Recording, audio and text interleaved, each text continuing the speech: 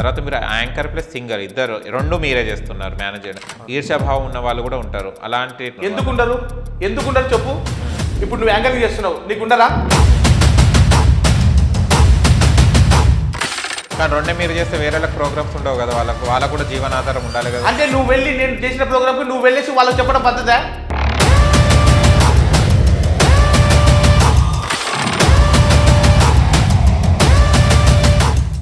అంటే చాలా వరకు మన ఈ ఫీల్డ్లో ఎట్లా ఉంటుందంటే ఒక సింగర్ కంటే ఇంకో సింగర్ ఉంటే కొంచెం పోటీ ఉంటుంది, ఈర్ష్య అనేది కూడా ఉంటుంది. తర్వాత మీరు యాంకర్ ప్లస్ సింగర్ ఇద్దరు రెండు మీరే చేస్తున్నారు మేనేజ్ చేయడం. ఈర్ష్యాభావం ఉన్న వాళ్ళు కూడా ఉంటారు. అలాంటి వాళ్ళకి ఏంటి, ఎలా ఫేస్ చేస్తున్నారు? ఎందుకుండరు చెప్పు. ఇప్పుడు నువ్వు యాంకరింగ్ చేస్తున్నావు, నీకుండరా? నేను సింగింగ్ చేస్తున్నా, యాంకరింగ్ చేస్తున్నా, నా మీద చాలా మంది ఉన్నారు. ఇప్పటికిప్పుడు చెప్పాలంటే చాలా పేర్లు ఉన్నాయి, చూపించడానికి చాలా పేర్లు ఉన్నాయి. వాళ్ళందరికీ చెప్తున్నారు సూటిగా, మేము కష్టపడితేనే వచ్చేది ప్రోగ్రాంలు, ఎవరికే మూకే రావు. కష్టపడితేనే వచ్చేది. కష్టపడడం అంటే ఏంది? మనలో ఉన్న టాలెంట్ మనం చూపించాలి. చూపించకుండా ప్రోగ్రాంలు అంటే ఎవరికి రావు, ఎందుకు వస్తాయి? కానీ రెండే మీరు చేస్తే వేరే ప్రోగ్రామ్స్ ఉండవు కదా, వాళ్ళకు కూడా జీవనాధారం ఉండాలి కదా. అంటే నువ్వు వెళ్ళి నేను చేసిన ప్రోగ్రామ్కి నువ్వు వెళ్ళేసి వాళ్ళకి చెప్పడం పద్ధతే? వాడేం చేస్తాడని చెప్పి మేము చేస్తామో చేయమో వాళ్ళకి తెలుసు. మేము ప్రోగ్రామ్ ఇచ్చే వాళ్ళకి తెలుసు ఏందనేది. నువ్వు వెళ్ళి పుల్ల పెట్టినంత మాత్రాన మీకు అయితే రావు. అంటే ప్రోగ్రామ్ మీకు టాలెంట్ ఉంది కాబట్టి ప్రోగ్రామ్స్ వస్తుంది. అవును, వాళ్ళకి ఆర్గనైజర్స్ తెలుసు పలానా వ్యక్తి ఉంటే ప్రోగ్రామ్ సక్సెస్ అవుతుంది అని చెప్పేసి. నువ్వు వెళ్ళి పుల్ల పెట్టి వాడేం చేస్తాడు, వీడేం చేస్తాడు, నువ్వేం చేస్తావు చూపెట్టు వాళ్ళ. ఓకే, ఇలాంటి గొడవలు ఉంటూనే ఉంటాయి, చాలా ఉన్నాయి. అచ్చా, సూటిగా వాళ్ళకే చెప్తున్నా, చాలా ఉన్నాయి. కానీ సపోర్ట్ చేయరు. తెర మీద ఏమో వేరే వాళ్ళని చూసి నటిస్తారు, అంటే బయట చెప్పుకోవడం హ్యాపీగా చూస్తారు. కానీ మన వాళ్ళు వెళ్తేనేమో ప్రోత్సహించరు. వాళ్ళని ఏమంటారు మీరు? మన పిల్లల్ని ప్రోత్సహించరు, మన తమ్ముళ్ళని ప్రోత్సహించారు. నటన అంటే కొంచెం చిన్న చూపు చూస్తారు, వాళ్ళని ఏమంటారు మీరు? ఇప్పుడు సక్సెస్ అనేది అందరికీ రాదు, కొందరికి మాత్రమే వస్తుంది. ఎందుకంటే సక్సెస్ అనేది అది కొండ మీద ఉన్న టాప్ రాయిలో పైన ఒక చుక్క. ఆ దానికి వెళ్ళడానికి పోయేటప్పుడే ఎన్నో రాళ్ళు దాటుకుంటూ వెళ్ళాలి. మేబీ ఒక డైరెక్టర్ అవ్వాలంటే సాధారణంగా ఒక ఫ్రేమ్ రావాలంటే రాదు. గ్రౌండ్ టు ఎర్త్ పెన్ను పట్టుకుని పేపర్ మీద రాసిన తర్వాత ఇదే పెన్ను అనేది 10 మంది చేతిలో మారిన తర్వాతనే వస్తుంది. అంతమంది చేతిలో దాటిన తర్వాతనే ఒక డైరెక్టర్ అనే పేరు వస్తుంది. ఈవెన్ దో ఎంతోమంది పెద్ద పెద్ద డైరెక్టర్ ఉన్నారు, రాజమౌళి గారు ఉన్నారు, రామ్ గోపాల్ వర్మ గారు ఉన్నారు, తర్వాత వివి నాయక్ ఉన్నారు. వాళ్ళందరూ గ్రౌండ్ టు ఎర్త్ వచ్చారు, ఎవరికైనా కానీ గ్రౌండ్ టు ఎర్త్. బట్ కష్టపడింది మాత్రం ఏది రాదు.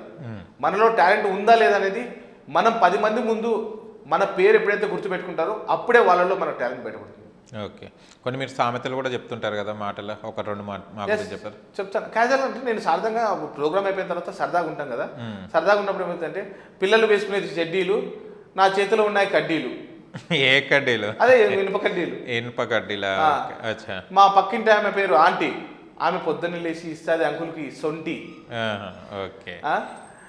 తర్వాత నీటిలో ఉంటాయి చేపలు, మా చుట్టుపక్కల అందరు ఉండేది పాపలు. ఓకే, అలా చాలా సందర్భాలు ఉండేది. పిల్లలకు వేసేవి చెడ్డీలు, వాడి కాళ్ళకు ఉంటాయి గజ్జలు. ఓకే. కోళ్ళు తింటాయి గింజలు, పిల్లల కాళ్ళకు ఉంటాయి గజ్జలు. ఓకే. అలా మిమిక్రీ వచ్చా అండి మీకు? మిమిక్రీ ఏమైనా? మిమిక్రీ అంటే మన రాదు, కొంతవరకు ప్రయత్నిస్తాం. ఒకసారి ప్రయత్నించారు? అన్ని కళలు వస్తాయి సార్. మన అదే ఆ కళ ఏదో మాకు చెప్పరాదండి. అంటే మీ మిమిక్రీ విని మేము బ్రతికే ఉంటాం కదా, అంబులెన్స్కి అయితే ఫోన్ చేయాల్సిన అవసరం లేదు. అంటే నాకు వచ్చేసి మన జయప్రకాష్ రెడ్డి గారికి మాత్రం తప్ప వచ్చే వేరేది రాదు. ఏంద్రా బి పాలు వెతుకుతున్నావా, దున్నపోతుకు మిట్ట మధ్యన పాలు వెతుకుతున్నావా, దున్నపోతాలే, అది మాత్రం మీరు చెప్పేదాకా తెలియదా జయప్రకాష్ గారిదని? లేకుంటే నేను వెతుకోవాల్సి వచ్చేది పేరు చెప్పాలి. అదే ముందు ఇంకొకటి ఏమైనా చేయండి మిమిక్రీ. ఇంకా సాధారణంగా అంటే పెళ్ళిళ్ళకి పోతాం కదా సార్, పెళ్ళిళ్ళకి పోయినప్పుడు నేను ఒకరోజు అనుకోకుండా ఫోన్ వచ్చింది నాకు. అనుకోకుండా ఫోన్ వచ్చింది. అరే మామ అని, చెప్పురా మామ అన్న. అరే మామ నీ డీపీ చాలా బాగుందిరా అన్నాడు. అమ్మ నా డీపీ బాగుందంటే చూసుకున్నా, ఏంది డీపీ అంటే నీదిరా వాట్సాప్ డీపీ అన్నాడు. ఓహో వాట్సాప్ డీపీ మామ, ఓకే ఓకే అన్న. అక్కడనే ఆ పెళ్లిలో ఒక ముసలావిడ కూర్చోంది అనమాట. ఆవిడ పక్కన వేరే ఆవిడ కూర్చోంది. వాళ్ళిద్దరికి పడదంట. వాళ్ళిద్దరు పడకుంటే పక్కన ముసలుడు ఏం చేసినాడు, దీనిలో సోది కాలని చెప్పేసి లేచి వెళ్ళిపోతున్నాడు. ఆమె అడిగింది ఆమెని, ఏందే ఏమో అంటాడే అంటే, ఏమో బీపీ చెక్ చేసేతాడు అంటేనే అంటే, ఒరిని ఏమో పాసుగుల్లా ముసలుడు ఇప్పుడే బాగా కదా ఇంట్లో ఎప్పుడు బీపీ బీపీ అంటాడు అనేసి. జనాలకి ఏంటంటే వాట్సాప్ డీపీకి ఇక్కడ ఆమె చెప్పే బీపీకి ఎంత మ్యాచింగ్. నిజంగా ఆ డీప్లో మీరు ఫిల్టర్ వాడినట్టున్నారు కదా. లేదు సార్, ఫిల్టర్ అంటే ఒక 2 వేసాను ఫిల్టర్లు. ఫస్ట్ ఫిల్టర్ వచ్చేసి వేరే దాంట్లో వేసాను, సెకండ్ ఫిల్టర్ వేరే దాంట్లో వేసాను. వేరే దాంట్లో వేసి 2 కలిపేసి ఆయనకి డీప్ సూపర్ అనిపించింది. ఆమెకు బీపీ కనబడింది అంటే బీపీ కనిపించింది. ఓకే, చాలా వరకు చూస్తే కనుక కుటుంబాలు అన్నప్పుడు ఎవరో జాబ్ చేసుకుంటా దూరం ఉంటుంటారు, మన తల్లిదండ్రులను వదిలేసి కూడా పిల్లలు అక్కడక్కడ వెళ్తారు. కానీ కలిసేది ఒక ఫంక్షన్స్లోనే. ఆ ఫంక్షన్స్లో మీరు ఆర్గనైజ్ చేస్తుంటారు, ఎలా ఫీల్ అవుతారు? అందరు కుటుంబం అంతా ఒక దగ్గర ఉంటారు అంటే ఈశాభావం అక్కడ కూడా ఉంటుందా ఫంక్షన్స్లో, లేకుంటే ఏదో పెదాల మీద ప్రేమ చూపెడుతుంటారా? కరెక్ట్ మాట చెప్పారు పప్పు గారు. ఎందుకంటే మీకు ఫ్యామిలీ ఉంది, నాకు ఫ్యామిలీ ఉంది. అవును. నీ బిజీ లైఫ్లో ఇక్కడ బిజీగా ఉన్నావు, నా బిజీ లైఫ్లో నేను బిజీగా ఉన్నాను. బట్ అందరు కలిసేది ఒక ఆహ్వాన పత్రిక అనేది. అది ఎనీ ఫంక్షన్ హోమ్ పర్పస్. అక్కడ వచ్చినప్పుడు అన్నదమ్ముల మధ్య ప్రేమ ఉంటుంది, కానీ కొన్ని ఫ్యామిలీస్లో ఉండవు కదా. ఆ ఇన్విటేషన్ కోసం వస్తారు కదా, స్టేజ్ మీద ఫోటో దిగేటప్పుడు కూడా రండి ఫోటో దిగురండి అంటే కొన్ని ఫంక్షన్లో పైన మాటలే ఉంటాయి. కొన్ని ఫంక్షన్లో ప్రేమ అనేది అది పులకరించిపోతుంటుంది. కానీ చాలా ఫంక్షన్లో మాత్రము లేదు. నేను చేసినటువంటి యాంకరింగ్, నేను సింగర్ కంటే యాంకరింగ్ ఎక్కువ చేశాను. ఏ ఫంక్షన్స్లో కూడా లేదు, ప్రేమ అనేది లేదు. ప్రేమ అనేది లేదు. పెద్దలు వస్తారు కదా, నేను వాళ్ళలో చూశాను ప్రేమ అనేది. పెద్దవాళ్ళతో వచ్చినప్పుడు అదిగో పెద్దనాయన వచ్చినట్టున్నానా, పెద్దవాళ్ళు ఇప్పుడు మేబీ ఇప్పుడు మా అమ్మగారు ఉన్నారు, మా అమ్మ అందరితో మాట్లాడుతుంటారు. ఎందుకంటే వాళ్ళకు కల్మషం లేని జీవితం కొనసాగించినారు వాళ్ళు. ఇప్పుడు ఏముంది, కేవలం డబ్బు మాత్రమే చూస్తున్నారు, వాళ్ళ ప్రిస్టేజ్ మాత్రమే చూస్తున్నారు.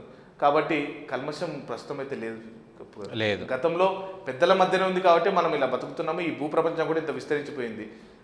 కానీ ఇప్పటి సమాజంలో ఒకప్పుడు పెళ్ళిళ్ళు అంటే వారం రోజులు 15 రోజులు ఉండేది. ఇప్పుడు వచ్చేసి అక్షింతలు వేసేసి కార్ ఎక్కి వెళ్ళిపోతున్నారు, టైం అవుతుందని ఫోన్లో. అది కూడా ఫోన్ మాట్లాడు కూడా అక్షింతలు వేసే టైంలో. ఎలాంటి సందర్భాలు చూస్తుంటారా మీరు? ఒకరోజు తాళి కట్టాలా, నేనున్నాడా, తాళి కట్టాలా, 2 సెకండ్లో తాళి, పూజారికే ఫోన్ వచ్చింది.